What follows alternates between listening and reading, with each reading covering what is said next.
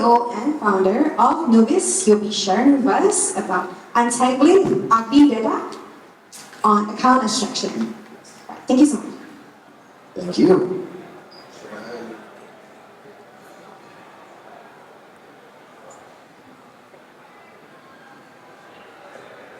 All right, thanks for that. Hello, Singapore. Happy to be back at InfraCon again.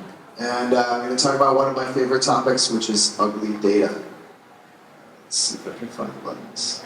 I've been talking all day, so my voice is a little bit shot, but I'm going to do my best. Okay, so let's talk a little bit about the problem that we have. The problem we have is we have lots of data in our UIs, lots of data in our applications, but it's not really data that we care about. I've never wondered, or very rarely wondered, about all the different details of the gas that I spent on a transaction or what I'm about to spend on a transaction. What I really want is something simple. I just want one piece of information that tells me what I actually care about, which is what was this transaction or what is this transaction going to be. Likewise, when I'm looking at the history of my transactions, the data that I'm getting from block explorers or from wallets is generally not information that is useful to me when I'm trying to look stuff up. What I actually want is this. I want to know what I did. Just tell me what I did so that I can get on with my day. Even worse, we have this. We're making decisions about approving people to do things with our money without having any idea of what we are actually approving. We just want people to trust us, and that has often not worked out well for people. Really, this is what we want. We want to know before we do something, what is it that I'm going to do? We just need one simple piece of information, but it's the one piece of information that we don't have. Okay, so who's Novez? Novez, we are crazy about blockchain data, and we're serious about making that blockchain data usable, because right now, the data that we have available to us is generally not usable in the form, and we need to spend a lot of time and energy to get to something we can actually use. So what we do is we translate raw data into meaningful information, so that it's categorized and standardized and easy to work with.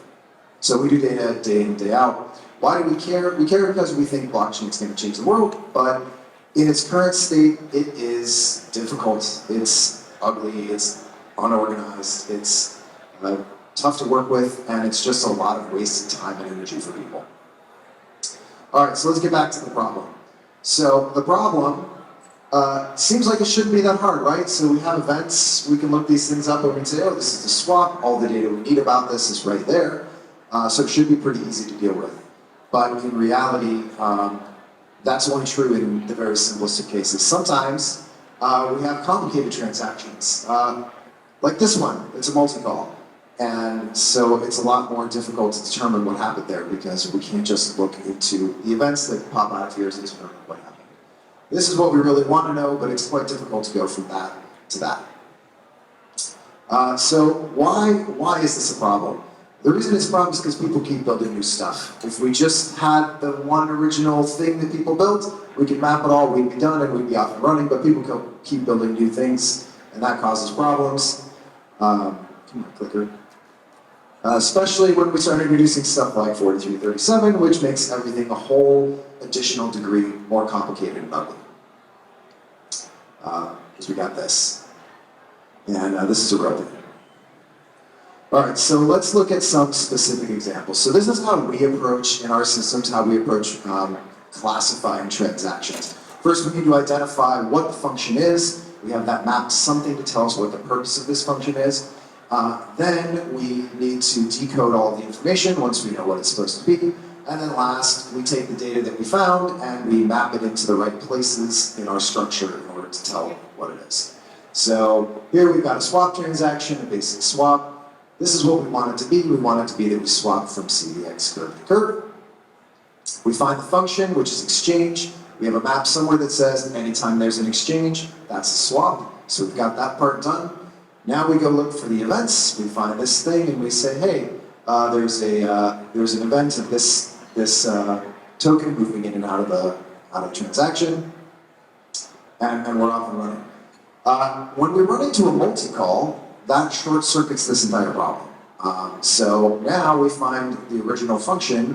The function's a multi-call, which means we don't know what it is. We can't say that it's a swap or that it's an approve or whatever because there's multiple steps. We don't know what it is. So now instead of this process, what we need to do is we have to go inside the multi-call and run this process for each step. So we have to recurse one level down so that we can go find out what each step in the multi-call was in order to figure out what the transaction is. So here's another swap, except this one, instead of being exchanged, the function is multi-call. So like I mentioned, what we do is we look at each of the steps in the multi-call. This one in the middle happens to be an exact input, which is a swap function.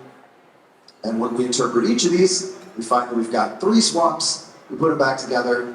3 swaps together is actually just a swap, so then we can pull the data that we need. Okay, so now to the good stuff, smart contract wallets. So here, we don't have a function that we know what it is. We don't have a multi-call, but instead we have handle ops, which is basically the same thing as a multi-call. So for this, it looks like this, right? We've got a handle ops and we've got a whole bunch of data.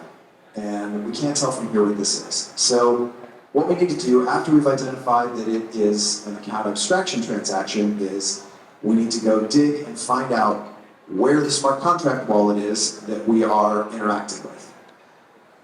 So in the data for the handle ops, we can identify the sender, which is the actual address of the account that we're handling here. And then we can see in the call data there, that first bit is the function hash that tells us what we're going to call on the smart contract wallet. So once we've identified the smart contract wallet, we know where we're going. Now we're back to this same problem where we say, okay, let's figure out what the function is and decode the events and find the data. So that looks like this. On the smart contract wallet, we can see we're calling the exec transaction from endpoint, which basically just tells the smart contract wallet to run this transaction that we want it to run. And there's the function hash and the contract where it's supposed to run that. And if we decode all that, we can find out that it's an Uniswap v3 swap. So at the end of the day, that whole stack is just back to a swap, same as our elements. So we just need to recurse our way through the steps to get to this. Now, of course, that doesn't end there because sometimes our smart contract wallet is actually going to take a batch. So instead of just saying go run this transaction, it's actually going to take a group of things that we're supposed to run. So in that case, for each item in the batch, we need to execute these same steps. So that would look something like this.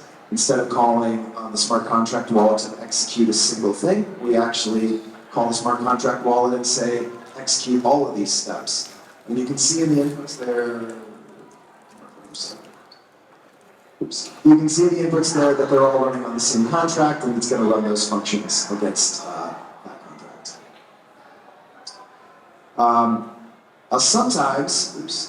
Sometimes the function that our smart contract wallet is going to run is actually a multi-call, which means even once we've identified the wallet and we've identified what the wallet is going to run, we still have no idea what it is because it's just multi-call. That doesn't answer anything for us. So now we have to recurse one level deeper, and for each call, we have to figure out what the function is, and if it's a multi-call, then for each of those, we have to go down, find the contract, find the function, and decode all the events, and roll back up from there. And this is actually a little bit of a simplification because, in fact, often between the smart contract wallet and the function, there's actually a proxy there. So you have to decode through the proxy to find the actual contract that we're calling. And oftentimes there'd be another proxy in between as well. So this is how we're approaching decoding smart contract transactions. So we've actually automated this process, of course, because this is what we do. This is our business. So for a transaction like this one, which is a smart contract transaction on Arbitrum, looks like this. There's a handle ops and all the usual call data in there. When we process this transaction, we would come back with it's a swap. We produce a nice little description like that, and we break down the transfers into the sent receipt that were actually handled, that came in and out of that wallet. we handle all kinds of different types, so like for token approval, it looks something like this, again with a nice description. On stakes, work the same way, where you can see in the background there how many things that were going on in that process, and we just eliminate all that stuff because it's not part of the relevant transaction for this wallet. Also, I just wanted to do a quick plug. We recently launched Linea for Humans. You can see the URL up there. It's just a quick, our take, I guess, on what we think people actually want out of a block explorer. So instead of presenting you with a whole bunch of data that you don't care about and probably don't need for anything, we just provide a very simple experience that has most of the data stripped out and shows you just the exact text descriptions of what each transaction was. That's all I have. If you guys would like to talk about data, we're always up for it, so feel free to hit us up.